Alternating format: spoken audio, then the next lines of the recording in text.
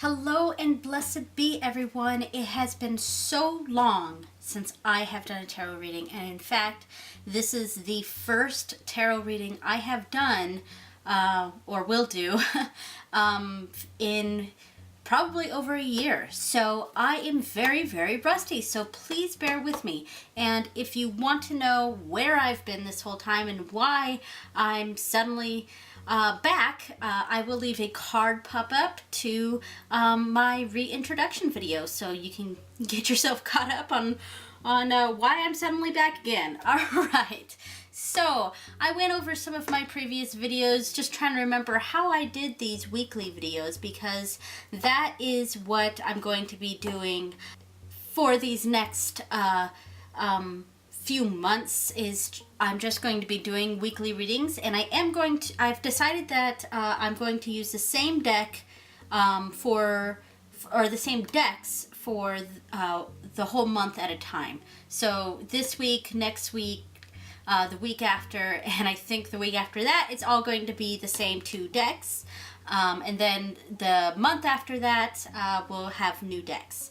All right, so my previous videos for the weekly readings, I had one card from an oracle deck, and this month I'm going to be using the Celtic Tree Oracle, and my youngest daughter actually picked this out because I picked out the tarot deck and I wasn't sure what oracle deck I was going to use this month, so I asked the assistance of a very special 5-year-old and she picked out the Celtic Tree Oracle for me to do this month.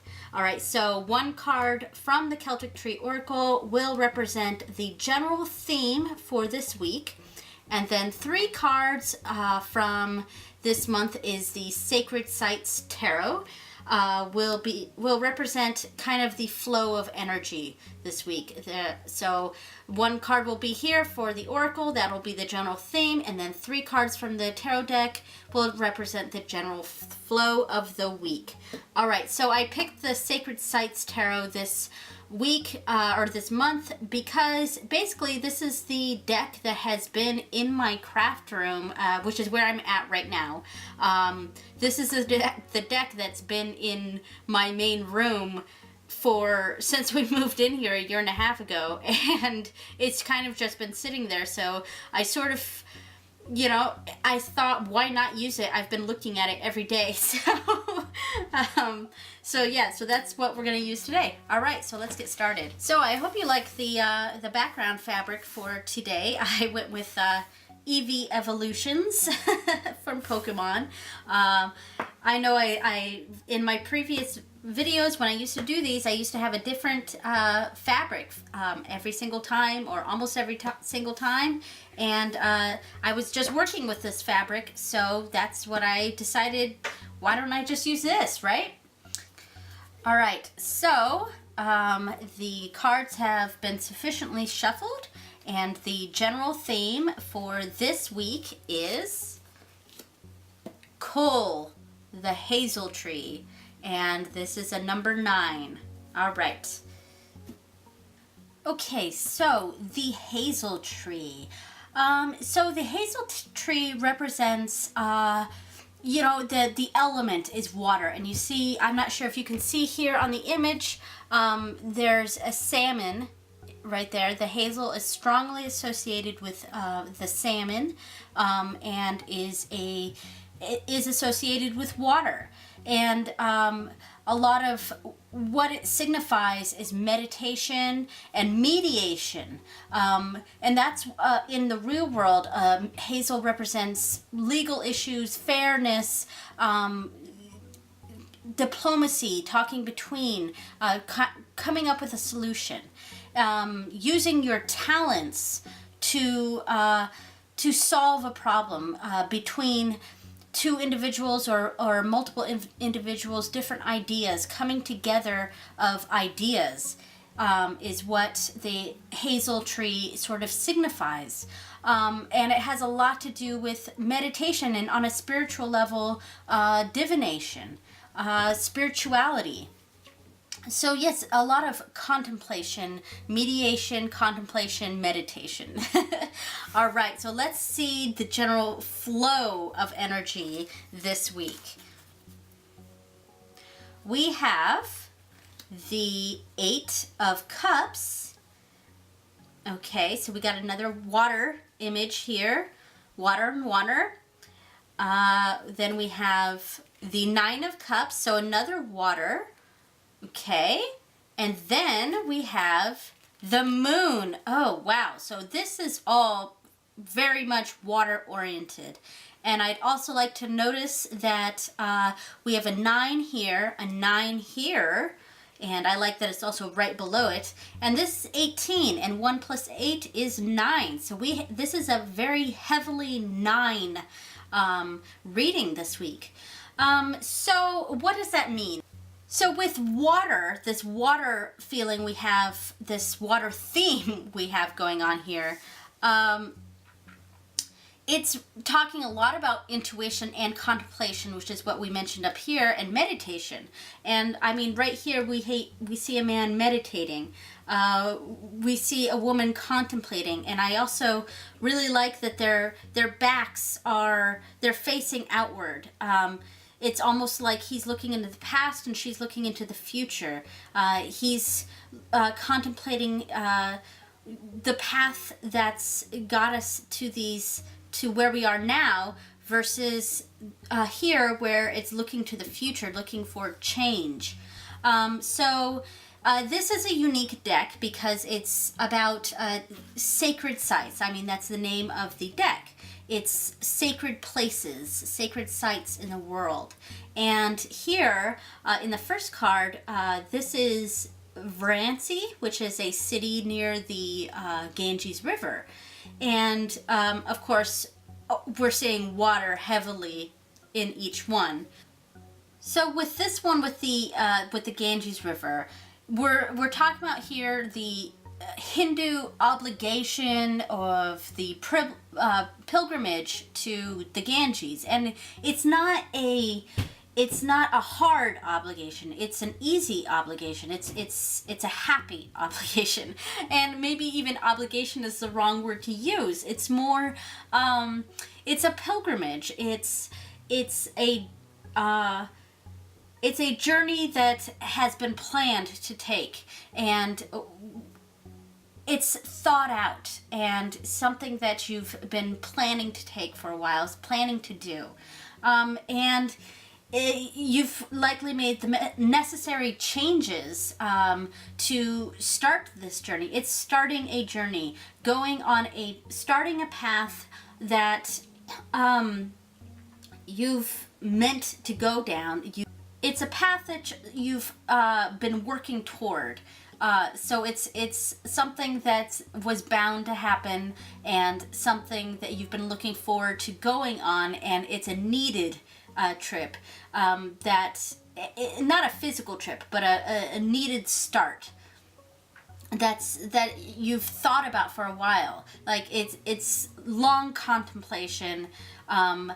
For a start to something you've really been thinking about a lot. And that makes sense for me personally, just to add my own personal touch to this, because what have I done this week?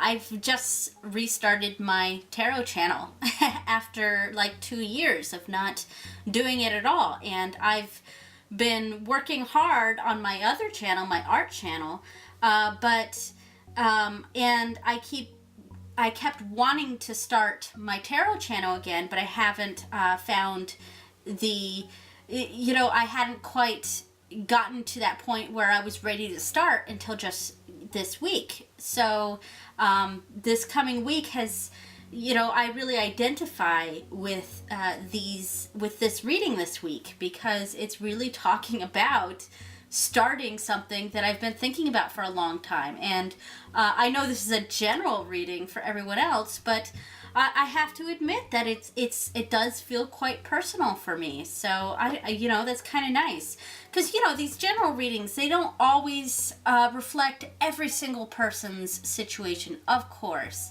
but they likely, these readings, there's likely several people out there, many people out there, where they can find a connection to these readings, to these general readings, and apply it to their lives. And this is one of those times where I'm really seeing the relevance to my own life in this. So, and you know, these don't always reflect my exact situation, and that's okay. Just like it's okay if a reading doesn't exactly reflect your situation, because sometimes they do.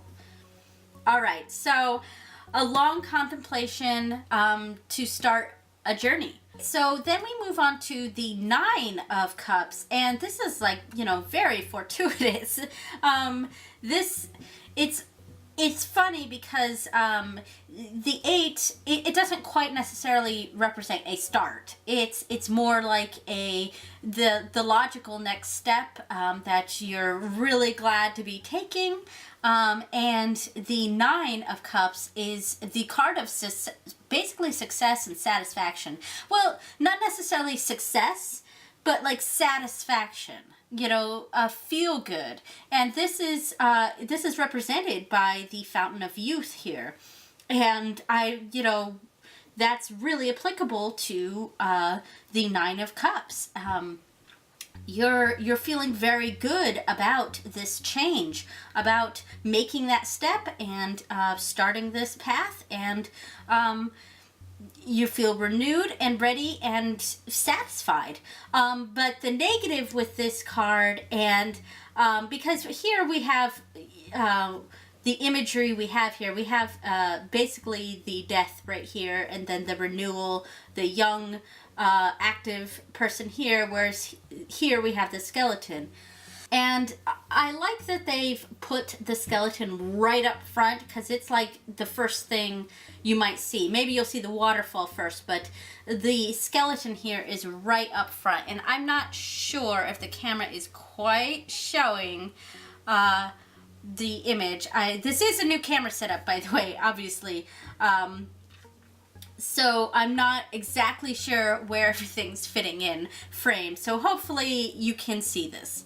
I like that the skeleton, the death image is here in the front, because it's almost a warning as well of, you know, not getting too cocky, beware of smugness or bragging, things like that, you know, how we feel when we feel like we're succeeding, we're feeling good.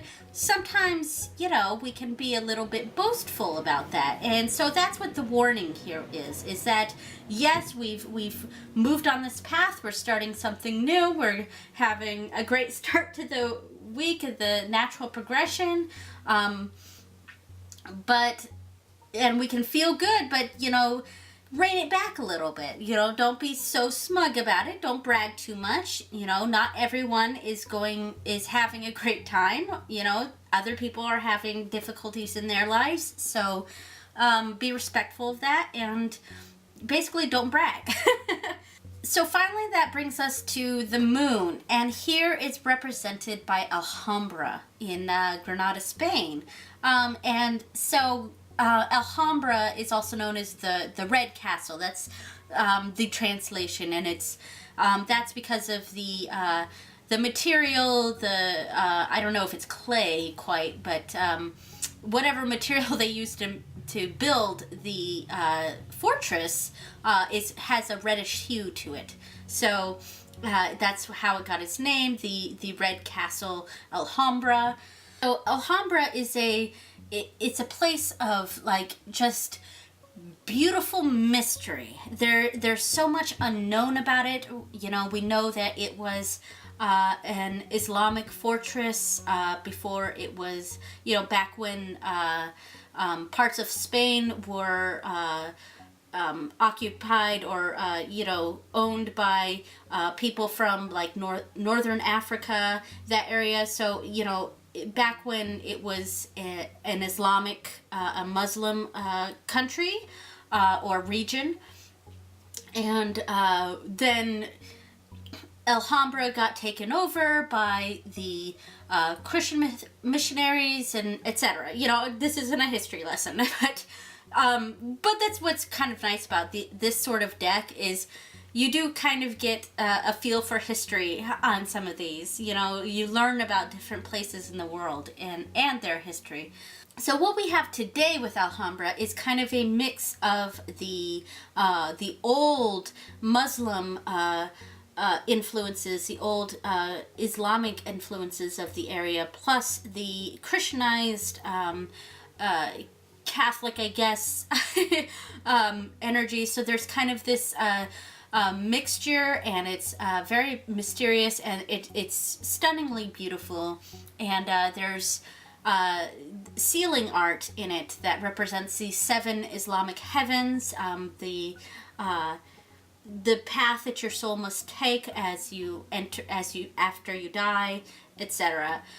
So the moon card really represents intuition, listening to your intuition and dreams, investigating the unknown, that the future here, because we saw here he's looking at the past, here's the present, she's looking into the future.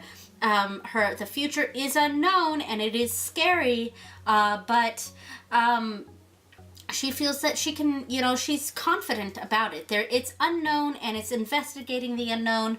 There's a fear to it, but also a confidence. So, all right, so let's do a quick recap this week's general theme.